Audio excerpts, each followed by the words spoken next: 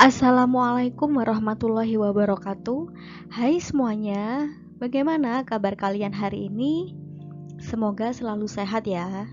Bertemu lagi dengan saya Bu Alvira Rosadian pada edukasi pembelajaran terkait ilmu ekonomi dan juga bisnis. Pada pertemuan kali ini saya akan membahas bab baru yang berjudul ketenaga kerjaan. Jika kalian sering mendengar terkait tenaga kerja dan masalah terkait tenaga kerja, maka masuk dalam lingkup ketenaga kerjaan. Sebelum memulai pembelajaran kali ini, kita awali pembelajaran kali ini dengan bacaan basmalah agar pembelajaran kali ini berjalan dengan lancar dan dapat memberikan ilmu yang bermanfaat untuk kalian semuanya. Bismillahirrahmanirrahim. Agar kalian memahami materi ini, simak dan tonton video ini hingga selesai.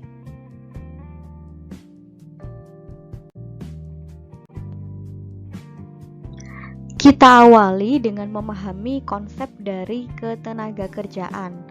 Apa itu ketenaga kerjaan?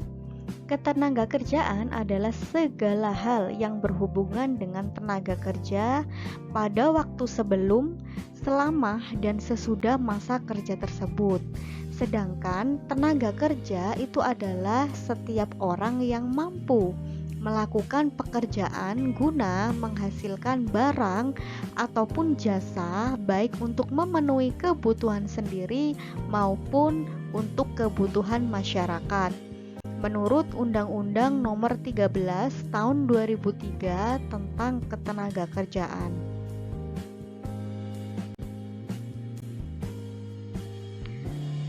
Nah guys, tenaga kerja itu dapat diklasifikasikan menjadi 3 kriteria. Yang pertama adalah tenaga kerja terdidik.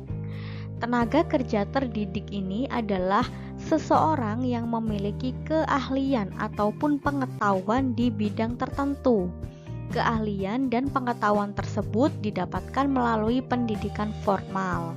Misalkan keahliannya adalah terkait tentang kesehatan atau kedokteran, maka dia disebut tenaga kerja terdidik pada kompetensi kesehatan atau kedokteran.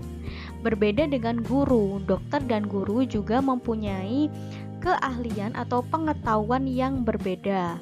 Ini dinamakan dengan tenaga kerja terdidik, di mana tenaga kerja ini harus mengenyam pendidikan terlebih dahulu.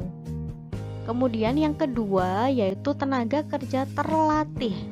Tenaga kerja terlatih ini adalah seseorang yang memiliki keterampilan ataupun keahlian yang didapatkan melalui pendidikan non-formal. Berbeda ya dengan tenaga kerja terdidik. Kalau terdidik harus mengenyam pendidikan formal terlebih dahulu. Misalkan pendidikan formal jurusan kedokteran, ekonomi, kemudian kebidanan dan sebagainya. Sedangkan tenaga kerja terlatih itu melalui keterampilan dan pendidikan non formal. Pendidikan tersebut bisa berupa kursus maupun pelatihan. Contohnya pelatihan untuk sopir, kemudian montir dan tukang jahit itu harus ada pelatihannya dulu, harus dilatih dulu melalui pendidikan non formal. Yang ketiga adalah tenaga kerja tidak terdidik dan terlatih. Tenaga kerja tidak terdidik dan terlatih ini adalah tenaga kerja yang tidak memerlukan pendidikan dan juga pelatihan secara khusus.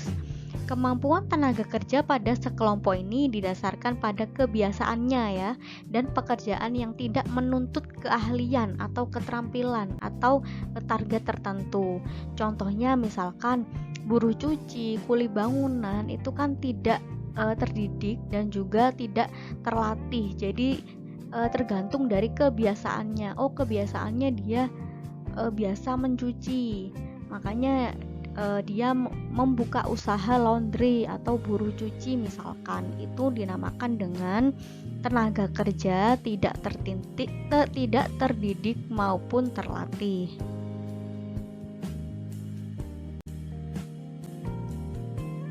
Dari tenaga kerja, sekarang kita akan memahami terkait angkatan kerja.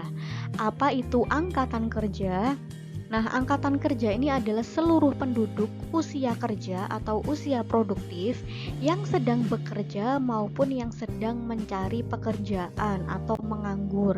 Ini semua dinamakan dengan angkatan kerja.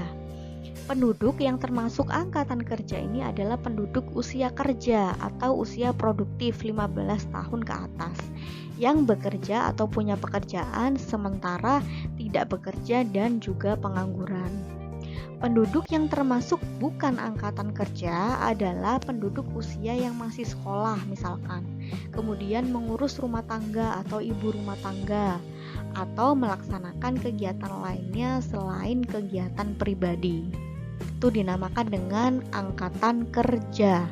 Nah, coba kalian perhatikan di sini tabel bagan ya yang ada di dalam layar. Ini adalah bagan jumlah angkatan kerja di Indonesia mulai periode Agustus 2018 hingga Agustus 2020. Di sini kita simpulkan mengalami naik turun ya. Dari bulan Agustus 2018 jumlah angkatan kerja di Indonesia itu adalah sebesar 133,36. Kemudian naik di bulan Februari 2019 sejumlah 136,18%. Kemudian turun lagi di Agustus 2019 menjadi 133,86% dan seterusnya.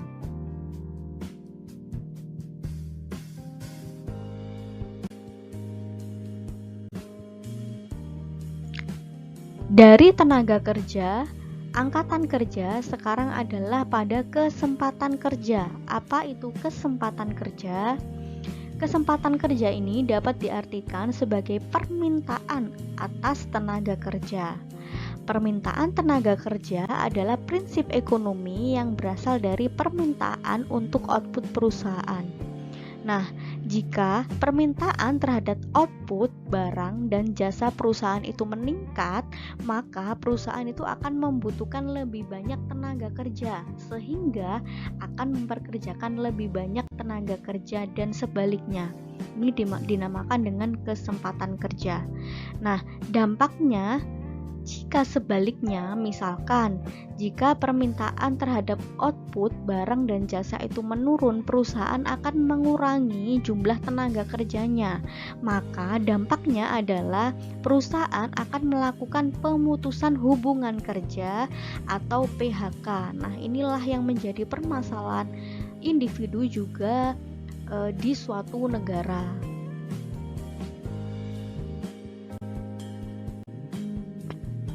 Selanjutnya pada poin B kita akan membahas terkait masalah-masalah ketenaga kerjaan. Coba kalian perhatikan gambar yang ada di dalam layar. Ini adalah aktivitas demo ya, di mana aktivitas ini adalah terkait masalah-masalah ketenaga kerjaan yang ada di Indonesia. Misalkan terkait peraturan terkait ketenaga kerjaan yang tidak sesuai dengan pekerja atau buruh. Kemudian terkait pengupahan, sistem upah yang tidak sesuai juga dengan buruh atau tenaga kerja. Masalah dalam ketenaga kerjaan itu berkaitan tentang bagaimana tenaga kerja itu dapat mendapatkan hak dan menjalankan kewajibannya. Indonesia yang memiliki jumlah masyarakat yang banyak tentunya memunculkan masalah terkait ketenaga kerjaan juga ya, yang sangat beragam. Mulai dari rendahnya kualitas dari tenaga kerja itu sendiri, kemudian tingginya penawaran tenaga kerja. Nah, tingginya penawaran tenaga kerja ini adalah tingginya penawaran atas tenaga kerja. Jadi banyak orang atau penduduk yang membutuhkan pekerjaan. Kemudian hingga masalah kesehatan dan juga keselamatan tenaga kerja.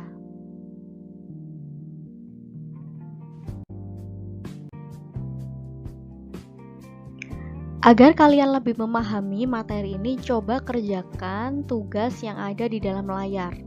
Kalian buatlah kelompok ya, kemudian carilah salah satu kasus yang ada di tabel atas ini. Mulai dari kasus melimpahnya jumlah tenaga kerja, rendahnya kualitas tenaga kerja, dan sebagainya. Kemudian diskusikan jawaban dengan kelompok kalian. Carilah informasi di buku ajar yang tersedia atau mencari di situs yang terpercaya. Kalian bisa browsing ya. Kemudian setelah selesai, coba presentasikan dan diskusikan hasil pekerjaan kelompok kalian.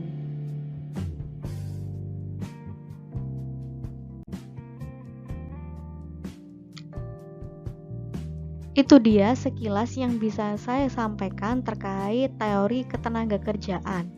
Pada pertemuan selanjutnya, saya masih akan membahas terkait teori ketenagakerjaan dengan pembahasan yang lainnya. Sebelum menutup video ini, saya sarankan untuk jangan lupa subscribe channel ini agar kalian tidak ketinggalan notifikasi penting terkait ilmu ekonomi dan juga bisnis yang pastinya bermanfaat. Kita akhiri pembelajaran kali ini dengan bacaan hamdalah. Alhamdulillahirabbil alamin. Terima kasih. Wassalamualaikum warahmatullahi wabarakatuh.